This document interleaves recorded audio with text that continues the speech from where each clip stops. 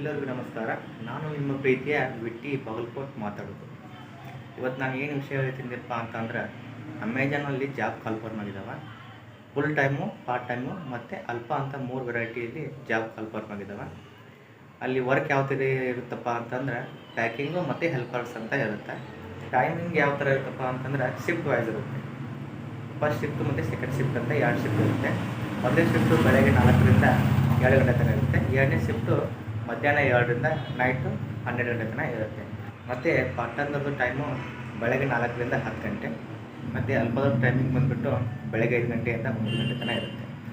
ಅಲ್ಪದವ್ರದ್ದು ಯಾವ ಥರ ವರ್ಕ್ ಇರುತ್ತಪ್ಪ ಅಂತಂದರೆ, ವೀಕಲ್ಲಿ ಒಂದು ಸಲ ಅವರು ಅಮೆಜಾನ್ ಕಡೆಯಿಂದ ಸ್ಲಾಟ್ ಬಿಡ್ತಾರೆ. ಆ ಸ್ಲಾಟಲ್ಲಿ ಬುಕ್ ಮಾಡಿಕೊಂಡು ಅವರು 1 ವೀಕ್ ಪೂರ ವರ್ಕ್ ಮಾಡಬೇಕಾಗುತ್ತೆ. ಮತ್ತು ಫುಲ್ ಟೈಮು ಮತ್ತು ಪಾರ್ಟ್ ಟೈಮ್ ಇರ್ತಾರಲ್ಲ, ಅವರು ರೆಗ್ಯುಲರಾಗಿ ವರ್ಕ್ ಮಾಡಬೇಕಾಗುತ್ತೆ.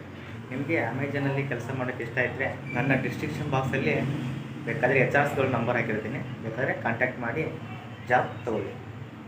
ಮತ್ತು ಈ ವಿಡಿಯೋ ನಿಮಗೆ ಇಷ್ಟ ಆಗಿದರೆ ಶೇರ್ ಮಾಡಿ, ಲೈಕ್ ಮಾಡಿ ಮತ್ತು ಸಬ್ಸ್ಕ್ರೈಬ್ ಮಾಡಿ.